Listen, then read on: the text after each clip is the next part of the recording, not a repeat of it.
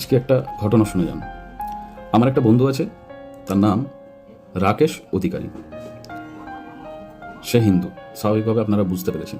তাকে হিন্দু বলে আমি কখনো পরিচয় দিই না, আর সে আমাকে মুসলিম বলে পরিচয় দিই না। আমরা একটাই পরিচয় দিই, ও আমার বন্ধু, সেও বলে আমি তার বন্ধু। সম্ভবত 4 থেকে আমরা একসাথে পড়ছি। তারপর হাই স্কুলে গেলাম, মাধ্যমিক উচ্চ মাধ্যমিক সব দিলাম, কলেজে গেলাম, কলেজ কমপ্লিট করলাম।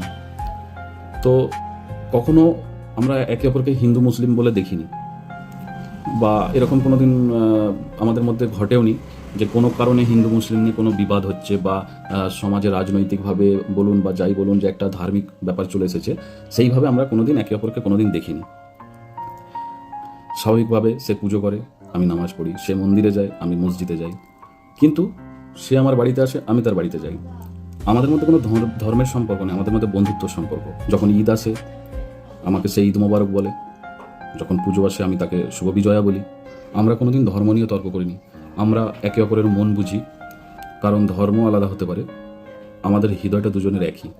যখন আমি কোনো বিপদে পড়ি সে আমার পাশে আসে, আর সে যখন কোনো বিপদে পড়ে আমি তার পাশে যাই। ছোট থেকে আমার বাবা মা আমাদের ভারতবর্ষটা, আমাদের সমাজটা আমাকে এইভাবেই চিনিয়েছে। এ থেকে আলাদাভাবে কিছু অন্য কোনোভাবে আমাকে চেনায়নি। আজকে জিনিসটা হয়তো অনেকটা বদলে গেছে, কিন্তু আমার তারপর অনেক আরও হিন্দু বন্ধু হয়েছে। কলেজ লাইফে সব থেকে বেশি হয়েছে। কোনো দিন তারা আমাকে আলাদাভাবে দেখেনি, বা আমি তাদেরকে আলাদাভাবে কখনো দেখিনি এখনও পর্যন্ত। আজকে সমাজে এত কিছু ঘটে যাচ্ছে, এখনও পর্যন্ত আমাদের মধ্যে সেই সব কিছু নেই। আমাদের ভারতবর্ষটা এই রকম, এইভাবেই আমাদের চিনতে হবে। আমি মুসলিম, আমি তার গর্ব, সে হিন্দু, সে আমার গর্ব। আমার যে একটা হিন্দু বন্ধু আছে সেটা আমার গর্ব। একটু একটু একে অপরের ধর্মের, আলাদা আলাদা ধর্মের মানুষের সঙ্গে বন্ধুত্ব করে দেখবেন, কিচ্ছু আলাদা নেই, কিচ্ছু আলাদা নেই। শান্তি পাবেন, একে অপরের সঙ্গে সম্পর্কটা খুব ভালো তৈরি হয়, কারণ ধর্ম আলাদা, বন্ধুত্ব আলাদা নয়।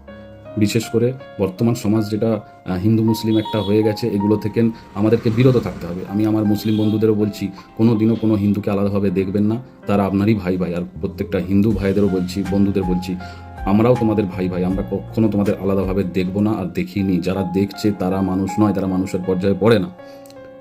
আগামী দিন একটা সুন্দর সমাজ আমাদের তৈরি করতে হবে।